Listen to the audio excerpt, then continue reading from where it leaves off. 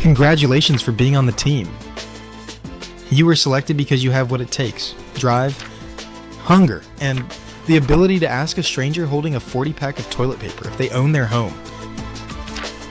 Today's training will rebuild morale, restore confidence, and remind you that you can become a respected, admired, and feared lead wolf. No one ever said it would be easy, but if you are hungry, motivated, and take some cues from the rest of the pack, victory is just a bite away. Today you won't just learn, you'll compete. Each correct answer earns 25 points. Points don't affect your pay. They don't affect promotion, but they do prove you're aligned with the culture. They will also help you discover weaknesses you can then turn into strengths. Let's go team. Here's round 1, which I like to call Life's a Pitch. Here's the scenario. You're at a roadshow when a member clearly avoids eye contact and speed walks toward rotisserie chicken. What should you do? A. Respect their boundaries. B. Whisper "windows" as they pass. C. Step gently into their path and say, "Quick question, are you the homeowner?" D. Offer a free colonoscopy if they request an appointment. And the correct answer is C. Rotisserie chickens are no excuse. You should step gently into the member's path and say, "Quick question, are you the homeowner?" However, if the member is elderly, answer D is also appropriate. Remember, we are not blocking, we are positioning. Give yourself 25 points if you got it right. Round 2 is called Dude, I Rent. When a member says "I rent," you should A. Apologize and let them go. B. Ask if they know their landlord's phone number. C. Suggest they invest emotionally in future ownership. D. Ask if they've considered manifesting property ownership. The right answer is all of the above except A. Renters are tomorrow's pipeline. It pays to try one of these 3 renter go-tos before you let them escape. Remember that wolves never ask their prey if they want to be eaten. Now let's move on to scenario 3, called Let's Take on Some More Crushing Debt. I'm sure you've had a family tell you they are tapped out and not looking to spend any money right now. The question is, what to do when this happens? A. Thank them and disengage. B. Reframe their super expensive project as costing less than your daily coffee. C. Tell them you deserve this. Or D. All of the above except A. Correct answer is D. Always remember that financial hesitation is simply fear of transformation. Now for round 4, the exit kiosk follies. A common occurrence at the exits is for a member to put their head down, pretend to talk on the phone, or stays close to the membership desk to avoid talking to you. You should do which of the following to ensure that a lead is obtained? A. Accept defeat. B. Perform the soft block maneuver. C. Yell, "Got any home improvements coming up?" D. Pretend to be looking at your iPad and intercept them casually. There are 2 correct answers to this one, each worth 25 points. The answer is B and D.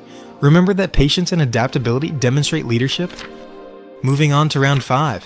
If a member asks why you're here, what do you say? A. I'm here to enlighten and educate the world about Windows. B. I am elite and Costco only partners with the most elite vendors. C. I majored in gender studies. D. I am part of a movement to erase the scourge of ugly windows. The correct answer is B. For optional escalation, you could also choose D. In round 6, you'll discover that only wolves survive. It's been a long day at the exit kiosk. You've spoken to 74 people. Door count is high, but the crowd is rushed and non-responsive. Your lead count? 0. In this instance, you should A. Question your life choices. B. Lower your standards. C. Increase your energy. D. Blame it on a lack of qualified members. Correct answer. C. Wolves don't blame the forest. Number 7. An admin has deleted this post. Sometimes, when it's slow, you'll want to log into Lifetime's group chat for a little inspiration and guidance. You'll see a ton of useful comments there, such as, "Let's go team, we are crushing it," "Attaboy Chad," or "Energy equals appointments." Then, from out of nowhere, some negative person types in a message such as, "Hey guys, store is slow today and members are kind of hostile." Any tips? You might notice that the message has been deleted by an admin and the poster of the message is thus gently reproached and humiliated. To avoid this, you should do which of the following? A. Post your concerns to group chat in a bid for guidance and inspiration. B. Complain about it to the water guy next to you at the exit. C. Message your manager, who may respond in 2 to 5 business days. Or D, keep it to yourself. I think you know the answer is D, keep it to yourself. No one likes a whiner. Moving on to round 8, good lead, bad lead, unicorn lead. It's been a good day. You just met a homeowner who's had their house since 1987 and all 30 windows are originals in aluminum frames. They've asked you for a brochure but are hesitant to reveal any personal information. You should A, clutch the brochure tightly while calmly asking for their number and city. B, overhype the company and products and scare them. C, ask if they've ever considered the benefits of legacy protection. D, all of the above but louder. And the correct answer is A, giving away brochures is a fool's errand. Even though your unicorn walked up willingly to get a brochure, you should never let them just leave with a paper in their hand. Use the brochure as a treat to lure them into giving you their info. Let's move on to number 9. Where did everyone go? You might be wondering, why are there so many new hires? What happened to the other 10 people from my training class? Why am I the only one left from last Tuesday? I'd like to take a moment to address the subject of attrition in our team. What do you think? If someone leaves after 3 weeks, it's because A, they decided to pursue other interests. B, they weren't aligned with the culture. C, they found an opportunity better suited to their lifestyle. D, they Googled the bonus math. The correct answers are A, B, and C. We do not acknowledge D. Now that you've identified areas where your wolfness could be even more wolfier, we are moving to a special final segment called Blood on the Meat. I'd like to tell you about the wolf among wolves, Anthony Howlin' Wolf B. People ask me, how does Anthony generate 10 or more leads a day? Even in stores where other reps barely manage to get one. How does he always manage to get just enough for the bonus? Well, I've been working with Anthony for a long time, and here's what I have personally observed that sets him apart from the rest of the mangy pack. Here are some alpha wolf pointers I learned from Anthony. 1. You must sell urgency. Quick question, how old are your current windows? This gets them thinking about drafts and energy bills, jagged pieces of broken glass cutting their kids, burglars, and other potential issues.